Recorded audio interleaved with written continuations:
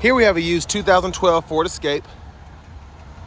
This one comes in the limited trim level and steel blue metallic. And then we have medium light stone leather interior.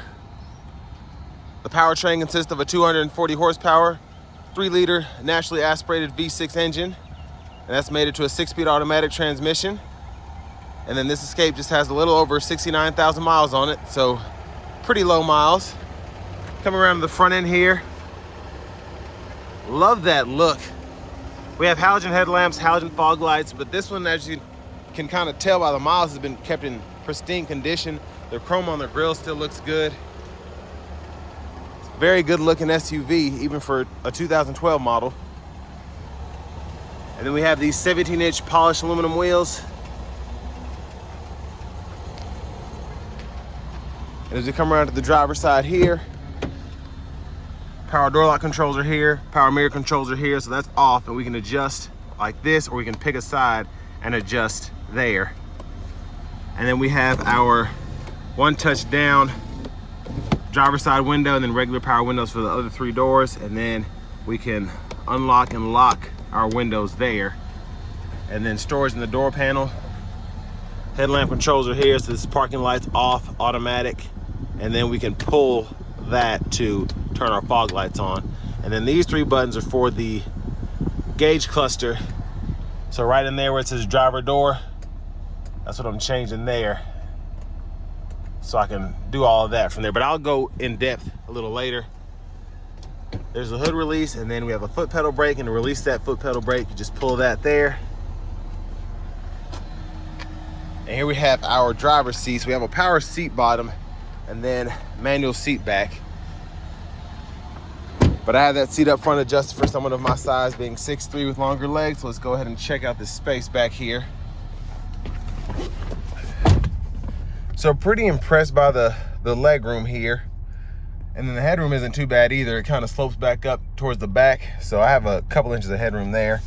And then my knees are just barely touching the back of the seat here, but really not uncomfortable at all because it's still very nice padding there, but I can just sit like this, no problem. And then we have seat back pockets on both sides, 2 cup holders here, a 12 volt there, and then a little storage pocket here. And there's a view of the trunk space from up here. And that's the sunroof with the shade up. And then our hooks to hang our hangers are right here. So you can probably hang a plastic hook or a couple metal hooks there if you need to. But making our way towards the back. This is a flex fuel vehicle, so you have that, but you also have a fuel filler instead of a fuel cap. So for people who like that convenience, there you have it. And this will take 85 or gas. But as we come around to the back end here, again, pretty good shape for how old it is. And then we have our rear parking sensors there, and the exhaust spares underneath. Let's go ahead and pop this up. That still seems to be in good shape as well. And there's the space from back here.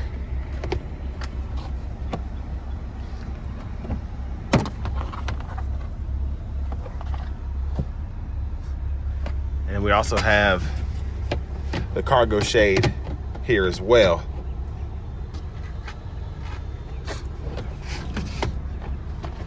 Let's put this back in.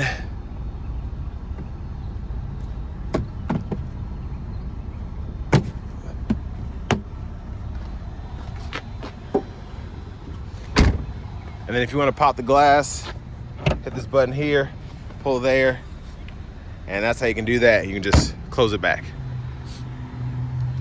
And this one also has a roof rack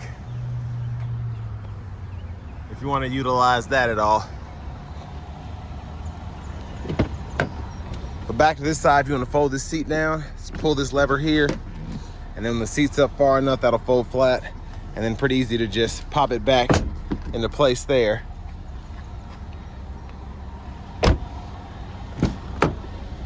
And then over here we have our manual front passenger seat there. So we just adjust the seat bottom back and forth, and then the seat back and forth. And there's a glove compartment. Owner's manuals are still in this one.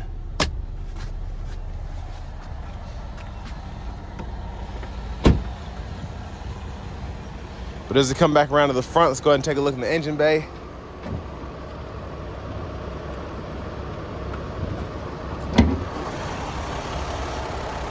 And there's that 3-liter naturally aspirated V6.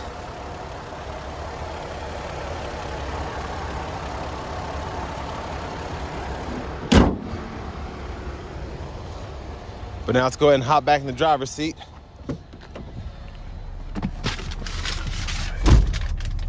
So leather wrapped steering wheel still seems to be in pretty good shape. In fact, it's just a little dirty around there, or it might just be the leather fading now that I'm looking at it. But still easy to handle, and I like the design. But over to the radio here, that's kind of our view for, as you can see, if we have dual zone activated, you'll have the temperatures for both sides there. It's in the Bluetooth mode there. It shows you the fan speed as you turn that up and down. So that's what goes on there. And then all of your buttons and such are right here. So I can use this to go to FM, and there's that, toggle the volume, and then I can click the power or the volume button to turn the audio off. And then we have a CD changer here, so we can load those, eject there. And then we have our presets we can either use here, or we can do that through the steering wheel, and I'll show you that after a while. But tune knob is here, and then we can play and pause or use this as an OK button when we're in different menus. And then from the menu button, we can use this to go through, depending on what source we're in or where we are, we can hit that menu button and we'll have all of our different menu options there. And then we can do our aux here, Sirius, CD, then AM, FM there. And then hit this and we can set the time. But down here below, AC controls are here. We can turn our auto mode on, and then we can adjust that off by adjusting the fan speed. And then we can decide what direction we want the air to come from using all of these here. So I like how easy that is. And then we can turn the sync on and off there, or just adjust it. And then we do have 1-stage heated seats for the driver, front passenger, AC toggle, max AC, all of that down there. And then we do have a backup camera here, so that's in not the best shape, but it's available. And it is pretty small anyway, but you get that fixed, you'll have it. And there's a 12-volt there, traction control toggle there, USB-A and an aux input, and you can run all that through your sync system. Storage here.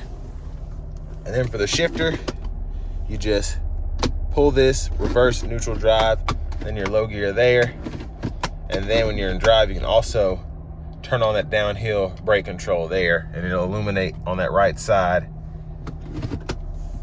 And then you have 7 options for ambient lighting. So I don't know if you can see it there. I'm trying to think where it would show. Right in here it's showing. So you have 7 different colors, and then after that purple one, you can turn it off. But cup holders are here. Center console cubby space. I like that even though it's small, there's a lot of usability here. So you have the removable tray. You can put your change in here. You can put a phone or an iPod in there if you want to just use it for music. And then over here, sunglasses holder. Dome lights are here. And then sunshade. And we do have an automatic sunroof there, so we can slide that back there. And we can also slide that closed one touch, so pretty neat. And there's a view of the back seat from up here. And then to the stalk behind the steering wheel, blinkers are here. Windshield wiper controls are here. There are all the intermittents, and then you have low, high, and then you have your intermittent wiper there for the back, and then it's just on for that back windshield wiper. And then you can adjust the rear wiper fluid there, and then hit the button here for the front wiper fluid. And then high beam toggle is there, and then you can flash there. And then hazards right here. Now to turn on your cruise control, just hit that on button, and then you can turn that off there. You can set it, resume, and then volume controls are here. Track list or radio station preset toggle there, and then hit the left side here for voice recognition, and hit the right side here to go through your audio sources. And And then you have an OK button here and then a Bluetooth button here, but it's only Bluetooth for phone. So just keep that in mind. There's the horn. And then now I'm gonna show you all kind of all the views for, well, as many as I can for the gauge cluster there. So that's a trip meter up top. And then I can hit the setup button and then I can go through all of those options. So if you ever wanna like turn the auto lamp on to 30, 60, 90, to toggle anything here, you just hit the reset button and then hit the setup button again to hold it. So I can hit setup, now it's on 60. And then I can turn the park aid on and off there. Tons of options. Then you can change your language. And then again, if you want to change the units from English to metric, you can do that hitting that reset button down below. And there's our turn key there. And then the lock, unlock buttons. And then we can also pop the trunk from the key fob as well. There's our garage door transmitter. And next, it's time to go ahead and take this Escape Limited out on the road for a quick test drive. So starting the test drive in this Escape Limited, this V6 is pretty powerful. And with it not being turbocharged or anything like that, you can just put your foot down and it's just, you feel that 240 horsepower.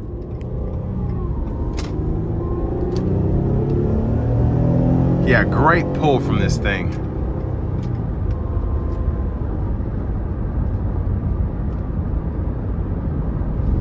Now for me, the biggest issue I have off the bat is just the seat. I hate having the power seat bottom, and then I don't know if it's just the age of this or just how it was made, but the seat back is very hard to get to a good spot. Let's put our foot down to the floor.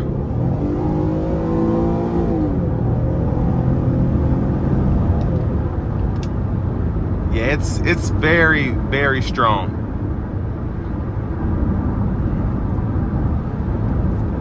Downright impressive in my opinion. Again, a 3-liter naturally aspirated V6.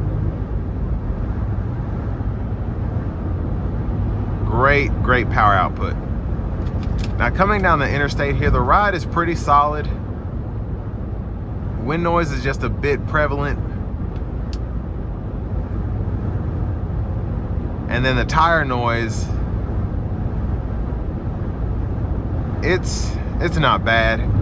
I don't know how bad it would be if the wind noise weren't so bad, but right now I can't really hear them, but just slightly. But again, it's nothing awful. I'm cruising here like 73, 74.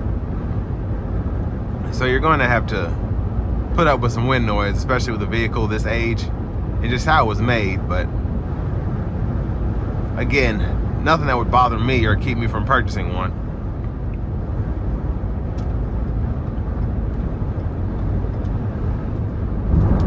But with this being a front-wheel drive vehicle, especially when you floor it with this V6, you want to make sure you keep your hands on the wheel because it is pulling from that front end. So you kind of have that torque steer there, but actually pretty fun to drive this thing. Now I do think, especially with this kind of miles on this particular Escape, this is a pretty good deal. I mean, you do have the backup camera. Like I showed earlier, that was a little out of whack, so you'll want to get that fixed. But other than that, everything is running perfectly fine on this Escape. Transmission is shifting smoothly. That V6 definitely feels very strong. And then, you know, the radio, everything else seems to be working. Don't see any lights on. And if you're one of those people who doesn't necessarily like fooling with turbocharged engines, you can't really get a naturally aspirated Escape now. So if you want to get one of those, you have to go back a little bit. And I feel like this is a good way to do that, especially with this one having the leather seats, the heated seats, dual zone climate controls, power mirrors, and then the sunroof. For me, I always like having that. It's kind of loaded out for 2012, and if you're in the market for something like this, it'll be nice to have a lot of these features. But I want to give a huge shout out to Chevrolet Buick GMC of Murfreesboro for allowing me to review this Escape today. I'll leave a link below in the description if y'all want to check it out, see how the price is, look at the pictures, all of that. But again, a pretty solid option, I think, especially if you're on a budget. And the V6 isn't necessarily as fuel efficient as the 4-cylinder, but I'd rather have the power and have a lighter foot as opposed to getting the 4-cylinder and having to keep my foot in it to accelerate.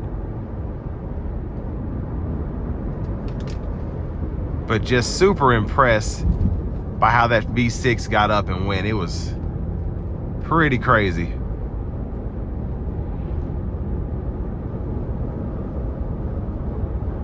But all in all here, I'm doing about 40 coming down this side road here, and pretty tame ride. And the wind noise certainly isn't as bad as it was on the interstate. And another thing is, especially for 2012, this is just such an easy vehicle to drive. If you're going from a car to this, you're not gonna have a big learning curve. You're not gonna have to worry about curbing the rims in the drive-thru and all of that. So again, a pretty solid option in my opinion if you're looking for a used vehicle and you want to save some money. Definitely make sure you take a look at this 2012 Ford Escape Limited with the V6.